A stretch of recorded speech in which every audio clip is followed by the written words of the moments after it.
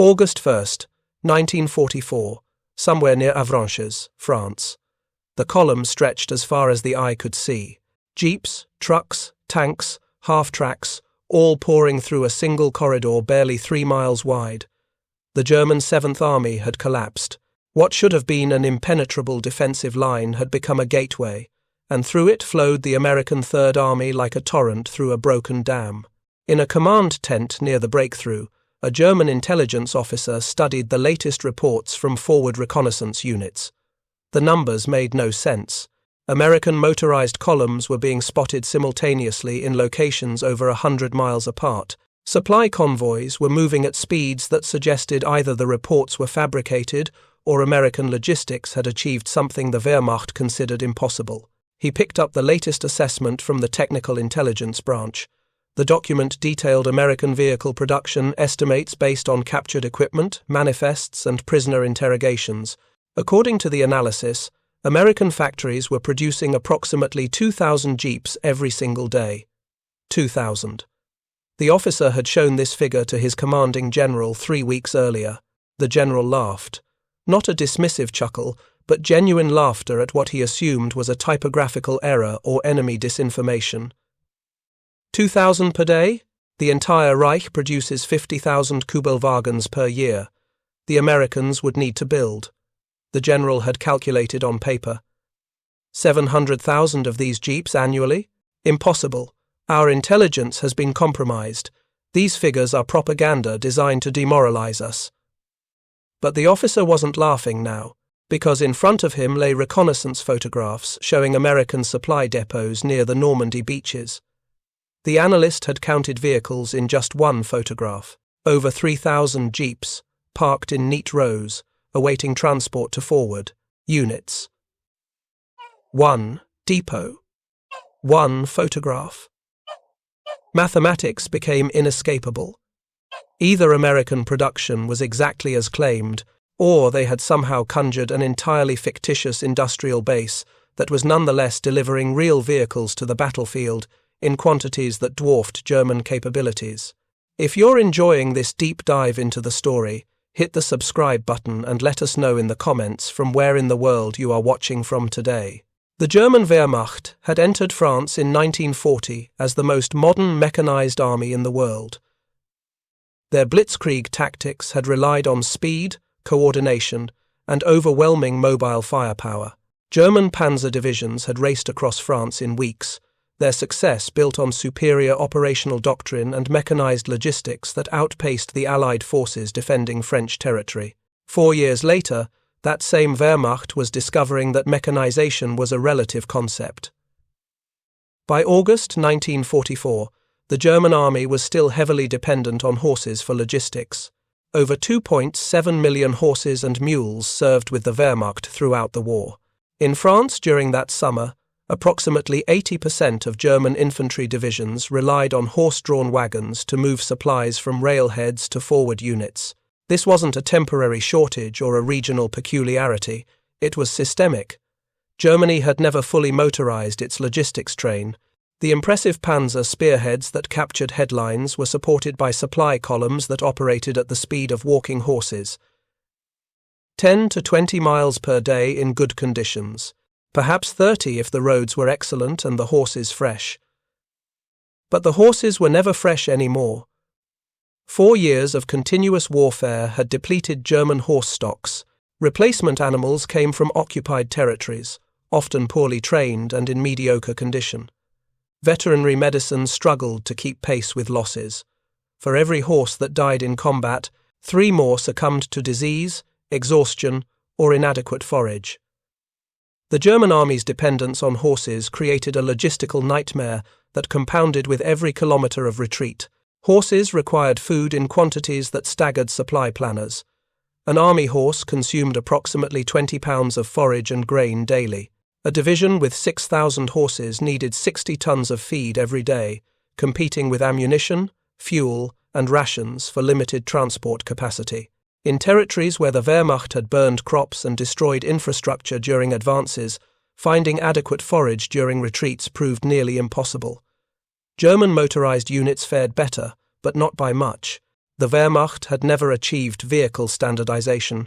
German logistics officers dealt with dozens of different truck models from various manufacturers, each requiring unique spare parts and specialized maintenance knowledge. A quartermaster sergeant supporting a German infantry division might need to maintain Opel Blitz trucks, Daimler-Benz cargo carriers, captured French Citroëns, requisitioned Czech Tatras, and a hodgepodge of other vehicles, each with its own maintenance requirements and none fully interchangeable with any other. The contrast with American logistics was absolute and damning. Every American division was completely motorized. When Patton's Third Army became operational on August 1, 1944, it possessed over 15,000 vehicles of all types. Those vehicles represented standardized models with interchangeable parts. A mechanic trained on one Dodge truck could service any other Dodge in the theater. A Jeep manufactured by Willys used identical components to a Jeep manufactured by Ford. If a part broke, the supply chain delivered replacements that fit without modification. The American philosophy emphasized adequate performance, multiplied by massive quantities over sophisticated engineering produced in limited numbers. The Jeep embodied this thinking. With its 60-horsepower engine, four-wheel drive, and simple mechanical systems, it wasn't the most elegant vehicle ever designed. German engineers examining captured Jeeps noted the crude stamped metal body panels, the basic leaf spring suspension, the unsophisticated drivetrain. But those same engineers recognized something more troubling. Every aspect of the Jeep's design prioritized manufacturability and field serviceability over technical sophistication. The engine compartment was immaculate in its simplicity. Color-coded wiring, clearly labeled components, accessible parts requiring no specialized tools. A farm boy with minimal training could perform routine maintenance. The bolt patterns were standardized across the entire vehicle. If a mechanic carried one set of basic wrenches, he could service any system on the Jeep. The transfer case for engaging four-wheel drive operated with a single lever, one motion, and all four wheels powered. The Kugelwagen, by comparison, lacked four-wheel drive entirely. It was rear-wheel drive only, a devastating limitation in the mud of spring France or the soft sand of the advancing front. Weight distribution revealed American thinking. The Jeep weighed 2,450 pounds compared to the Kugelwagen's 1,540. German engineers would have considered that 910-pound difference a design flaw, reducing fuel efficiency and limiting performance. American engineers understood it as durability. That extra weight translated to an overbuilt frame, robust suspension components, and a vehicle engineered to survive abuse that would destroy lighter alternatives. The Americans had designed the Jeep expecting it to be overloaded, driven recklessly, and subjected to punishment no sane engineer would approve of, and they built it to function anyway. By late July 1944, Wehrmacht intelligence had assembled comprehensive data on American production capacity. The numbers told a story that German planners found almost impossible to accept. American factories had produced over 280,000 Jeeps in 1944 alone. That was just Jeeps. It didn't count the Dodge trucks, the GMC cargo carriers, the M3 half-tracks, the thousands of other vehicle types rolling off assembly lines across the United States at rates that made German production look artisanal. Willys Overland and Ford had transformed automobile manufacturing techniques into weapons of war. The same assembly line principles that had made cars affordable to average Americans now produced military vehicles at speeds that seemed impossible. A Jeep contained approximately 5,000 individual parts. American factories had organized production so that semi-skilled workers could assemble those parts into a complete vehicle in a matter of hours. Quality control ensured consistency across hundreds of thousands of units. If a Jeep rolled off the line in Toledo, Ohio in March, and another Jeep came from a Ford plant in Detroit in July, the parts were identical and interchangeable. German officers who had studied American industrial capacity before the war understood what this meant. Colonel Walther Model, analyzing economic intelligence reports in early 1944, had written a memo to Wehrmacht High Command outlining the implications. The memo noted that American automotive production in peacetime exceeded 8 million vehicles annually. When that industrial base converted to military production, even a partial conversion would generate vehicle output exceeding Germany's total capacity by factors of 10 or more. Model's memo had been filed and apparently ignored. Military planners were focused on tactical and operational challenges. Strategic logistics seemed abstract compared to the immediate crisis of holding defensive lines in France and Italy, while the Red Army pushed from the east. But logistics wasn't abstract anymore. In early August 1944, it became the decisive factor in whether Germany could hold France or whether the Western Front would collapse entirely. Lieutenant General George S. Patton had spent his career studying mobile warfare. He understood that victory went to the force that could move faster, hit harder, and sustain offensive operations when the enemy needed time to regroup. His Third Army had been held in reserve during the initial phases of the Normandy invasion, used as a deception to convince German intelligence that the main attack would come at Pas-de-Calais. But on August 1st, that reserve became operational, and Patton was unleashed. The Third Army's composition reflected American industrial might: 15 divisions, including 4 armored divisions equipped with Sherman tanks. Supporting those divisions were transport battalions with thousands of trucks, jeep-equipped reconnaissance units, motorized artillery, self-propelled tank destroyers, and a logistics tail that could move fuel, ammunition, and supplies across hundreds of miles of captured territory. Patton's staff had calculated that the Third Army required approximately 600,000 gallons of fuel daily to maintain offensive operations. That figure assumed moderate movement. During aggressive advances, consumption could double. The Red Ball Express was already operational, a dedicated truck convoy system that would eventually employ over 6,000 trucks, moving supplies from Normandy beaches to forward units. The trucks ran around the clock, their drivers pushing speeds that maintenance manuals would consider reckless, keeping the advancing American armies supplied with the materials needed to sustain the offensive. Patton's operational philosophy was simple: find the enemy's weak points, concentrate overwhelming force, break through, and exploit the breakthrough before the enemy could react. Speed was essential. Every hour spent consolidating positions gave the Germans time to establish new defensive lines. The key was to move faster than the enemy could retreat and reinforce. August 1944 became a masterclass in mobile warfare conducted at speeds that defied traditional military expectations. On August 1st, the Third Army began its advance. Within 72 hours, American spearheads had advanced over 150 miles, capturing towns and cities that German planners had expected to hold for weeks. The 4th Armored Division, leading Patton's advance, raced through Brittany and turned east, bypassing German strongpoints and leaving isolated garrisons to be dealt with by follow-on forces. The exploitation wasn't just rapid, it was coordinated across multiple axes of advance. One German intelligence officer, attempting to track American movements on a situation map, found himself erasing and redrawing unit positions every few hours as reconnaissance reports came in.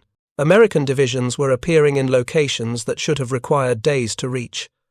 The movement wasn't disorganized pursuit, it systematized mobile warfare executed with industrial efficiency. The Jeep became the symbol of that efficiency.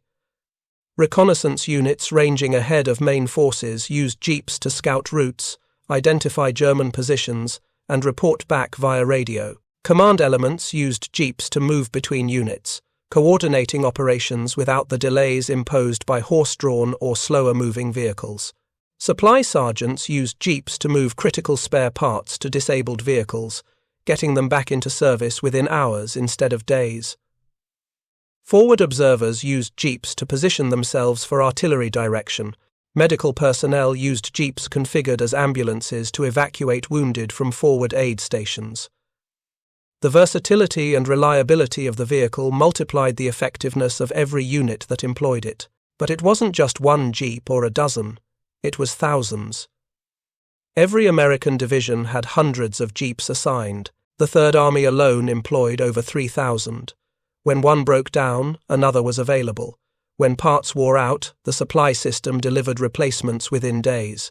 The abundance created operational freedom that German forces could only dream of. By mid-August, Patton's forces had captured Mayenne, Laval, Le Mans, Reims, and Châlons. German units attempting to establish defensive lines found themselves outflanked before they could dig in. American mobility made static defense nearly impossible. The Wehrmacht, trained for mobile warfare and experienced in rapid advances during the early war years, discovered that their tactics worked equally well when employed by an enemy with superior logistics and unlimited fuel. The German defensive collapse in France during August 1944 shocked Wehrmacht leadership. Reports reaching Berlin described American spearheads advancing faster than German units could retreat. The disparity wasn't tactical. German soldiers fought with skill and determination. German officers made reasonable decisions given limited options, but the material imbalance had become insurmountable. One Wehrmacht colonel, writing in his after-action report dated August 20th, noted that American reconnaissance units, equipped with jeeps, were appearing in locations before German intelligence even knew those locations were threatened. The jeep's four-wheel drive allowed them to use farm tracks and secondary roads that Kübelwagens couldn't navigate reliably. American scouts ranged dozens of kilometers ahead of main forces, reporting German positions via radio and coordinating artillery strikes and air support. The colonel's report detailed a specific incident.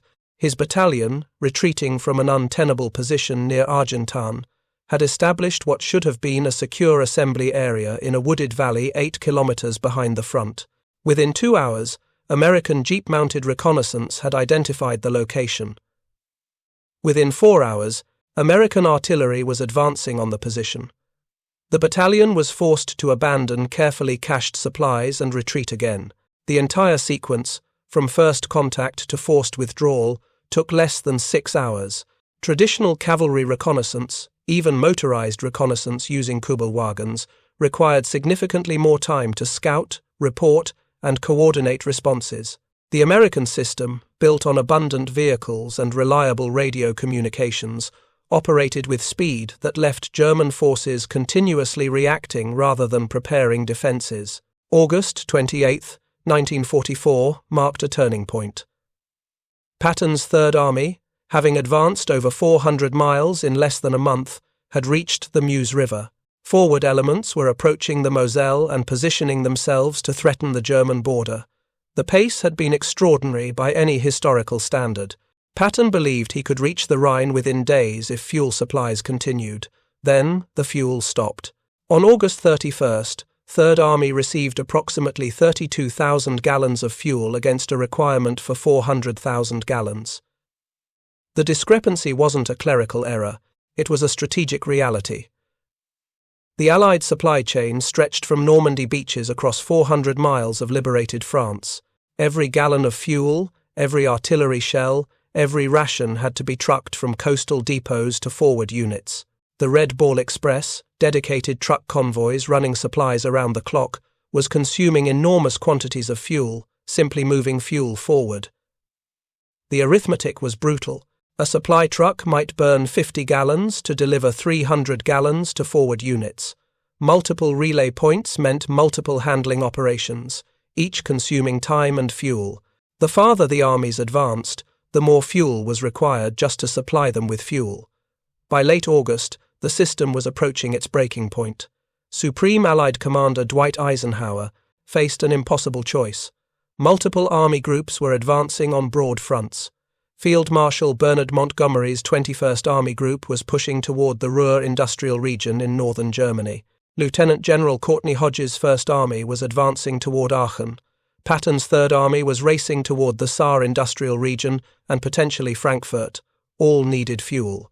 Available supplies couldn't support simultaneous offensives by all forces. Eisenhower chose to prioritize Montgomery's northern thrust.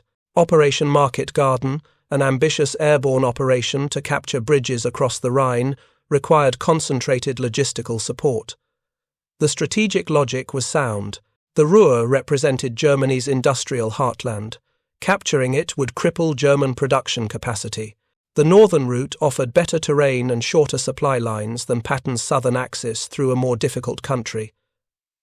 Patton disagreed violently. On August 28, he had told his staff that with 400,000 gallons of fuel, he could be in Germany within 2 days. He believed the Third Army was positioned to exploit German disorganization and drive deep into the Reich before defenses could solidify. The fuel shortage forced him to halt. The halt gave Germany time it desperately needed. Throughout late August and early September, Wehrmacht units that had been in full retreat established defensive positions along the Moselle River and around the fortress city of Metz. Fresh divisions arrived from Germany. Ammunition stockpiles were positioned. Minefields were laid. The breathing space allowed German forces to transform from a broken army fleeing in disorder to an organized defensive line that would require months of hard fighting to break. On September 5, 1944, elements of Third Army's 20th Corps reached Metz. The city, surrounded by fortifications constructed during the Franco-Prussian War and reinforced by both French and German engineers over decades, represented one of the most heavily defended positions in Europe. Attacking it directly would be costly. But Patton, frustrated by weeks of inactivity and eager to maintain momentum, ordered his forces to take the city. The Battle of Metz became a grinding attritional fight that lasted until November. American forces, designed for mobile warfare and equipped for rapid exploitation, found themselves engaged in siege operations requiring heavy artillery and methodical infantry assaults. The contrast with August's lightning advances couldn't have been more stark. The Third Army advanced less than 50 miles in 3 months, suffering heavy casualties and gaining little strategic advantage. If you find this story engaging, please take a moment to subscribe and enable notifications. It helps us continue producing in-depth content like this. German officers watching the American offensive stall recognized the fuel shortage for what it was: a temporary reprieve, not a fundamental shift in relative capabilities. Wehrmacht intelligence reports from September 1944 acknowledged that American production capacity remained overwhelming. The pause was logistical, not industrial. American factories continued producing vehicles, fuel, and equipment at rates Germany couldn't match. One German Army Group G intelligence summary, dated September 15th, noted that captured American vehicles continued to demonstrate the same characteristics that made them formidable: simple maintenance, common parts, robust construction. The summary observed that American forces appeared to treat vehicles as expendable commodities rather than precious assets. Disabled jeeps were often cannibalized for parts or simply abandoned if repair would take longer than requesting a replacement. This attitude, incomprehensible to German logistics officers who carefully maintained every vehicle because replacements were scarce, represented the difference between abundance and scarcity thinking. American forces could afford to be casual about individual vehicles because the system delivered replacements faster than combat could destroy them. German forces maintained vehicles meticulously because losing one meant permanent reduction in capability. The intelligence summary included testimony from a Wehrmacht mechanic who had worked on captured American equipment. His assessment was frank. American vehicles were not superior to German equivalents in any single technical specification, but they were superior in the aggregate: easier to maintain, faster to repair, supplied with abundant spare parts, and available in quantities that made unit commanders confident they could sustain operations without conservation. By October 1944, as autumn rains turned French roads to mud and weather-grounded aircraft, the nature of the campaign changed entirely. The rapid mobile warfare of August gave way to grinding positional battles reminiscent of the First World War. American forces, supplied with ample ammunition and supported by artillery, methodically reduced German positions. German forces, short of fuel and munitions, defended tenaciously but yielded ground gradually. The contrast in logistics became painfully visible during this period. American supply dumps near the front contained thousands of tons of ammunition, fuel, and equipment. German supply operations relied heavily on horse-drawn wagons, moving supplies from railheads to forward positions. A German infantry division in 1944 employed approximately 4,600 horses. Those animals required 20 pounds of feed daily, creating a logistical burden that competed with military supplies for limited transport capacity. Horses moved slowly, 10 to 20 miles per day in good conditions, less in mud or difficult terrain. They needed rest. They couldn't operate at night without significantly increased risk of accidents. When one horse in a team died, the entire wagon was immobilized until a replacement arrived. The Wehrmacht's dependence on horse transport meant that German units could not execute the kind of rapid movements that characterized American operations. One incident from late October illustrated the disparity perfectly. An American armored division, needing to reposition from one sector to another, moved over 100 miles in 36 hours. Trucks carried the infantry. Tank transporters moved the armor, preserving their tracks for combat rather than wearing them out on road marches. The entire division arrived combat-ready and immediately engaged German forces who were still establishing defensive positions. A German infantry division attempting a similar movement would have required a week or more. The infantry would march on foot. Horse-drawn wagons would transport supplies at walking speed. Artillery would move slowly to avoid exhausting the draft animals. The division would arrive tired, with logistics strained, and need time to rest and refit before engaging in combat operations. German commanders recognized this reality.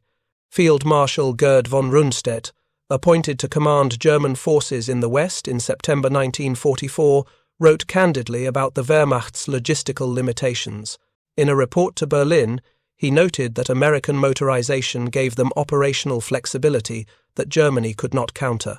German forces could defend prepared positions effectively, but lacked the mobility to respond rapidly to American breakthroughs. The Ardennes offensive in December 1944, Germany's last major offensive in the West, was planned explicitly around the expectation of capturing American fuel supplies. German planning documents acknowledged that Wehrmacht fuel stocks were insufficient to sustain armored operations beyond the initial breakthrough. The offensive relied on seizing American fuel dumps to continue the advance, when the offensive stalled, partially, due to American resistance but primarily because German forces ran out of fuel. The plan's fundamental weakness was exposed. Germany had gambled everything on an offensive that couldn't be sustained logistically. Panzer divisions abandoned their tanks when fuel trucks failed to arrive. Infantry divisions resorted to horse-drawn transport in conditions where motorized logistics were essential. By January 1945, as the Ardennes offensive collapsed, Wehrmacht officers who had studied American logistics throughout the campaign reached consensus. Germany had never possessed the industrial capacity to match American production. The disparity in vehicle manufacture, fuel availability, and spare parts distribution was so extreme that tactical excellence couldn't compensate. The post-war interrogations of German generals revealed consistent themes. When asked what single factor contributed most to Allied victory, logistics appeared repeatedly. Specifically, American motorization and the abundance it represented. German forces could win tactical engagements. They could inflict higher casualties than they suffered. But they couldn't sustain operations against an enemy whose supply system delivered materials faster than combat could consume them. General Siegfried Westphal, who served as chief of staff to multiple German army groups on the Western Front, was asked during his 1946 interrogation about German assessments of American capabilities. His answer was unambiguous. The Americans won through material superiority, not tactical skill. Their soldiers were adequate, their officers competent, but their logistics were overwhelming. The Jeep symbolized American industrial might more effectively than any weapon system because it demonstrated thinking at scale. Westphal explained that German military planning emphasized quality and efficiency, building the best possible vehicle using the minimum materials necessary. American planning emphasized adequate performance multiplied by massive quantities. The Jeep wasn't the best vehicle Germany could have designed, but it was a better vehicle for total war because it could be produced in quantities that made German alternatives irrelevant. Another interrogated officer, General Otto von Knobelsdorff, who commanded the First Army defending Lorraine, made similar observations. He noted that American reconnaissance using Jeeps operated with freedom that German reconnaissance never achieved. American scouts could range widely because they trusted that if a vehicle broke down, another would be available. German scouts operated cautiously because vehicle losses were permanent reductions in capability. This psychological difference, born from material abundance versus scarcity, affected every aspect of operations. American commanders took risks that German commanders couldn't afford. If an American attack failed and equipment was lost, replacement equipment arrived within days. If a German attack failed, losses were permanent. The Wehrmacht fought the entire war under resource constraints that influenced every decision. The testimonies collected from captured Wehrmacht personnel revealed an interesting pattern. Few blamed German soldiers or officers for defeat. Most acknowledged that German tactical doctrine was sound, and German units fought effectively. But they consistently pointed to industrial capacity as the decisive factor. America's ability to produce jeeps by the thousands daily, trucks by similar quantities, and maintain a completely motorized army while Germany relied heavily on horses, created an insurmountable advantage. By spring 1945, as Allied forces crossed the Rhine and drove deep into Germany, the Wehrmacht resistance collapsed not primarily from combat losses, but from logistical paralysis. German units lacked fuel, ammunition, and spare parts. American forces advanced rapidly because their logistics continued functioning even as German infrastructure crumbled. The jeeps that had started the war as objects of curiosity for Wehrmacht mechanics became symbols of American victory, not through superior combat performance, but through what they represented about industrial capacity and logistical thinking. Thank you for watching. For more detailed historical breakdowns, check out the other videos on your screen now, and don't forget to subscribe.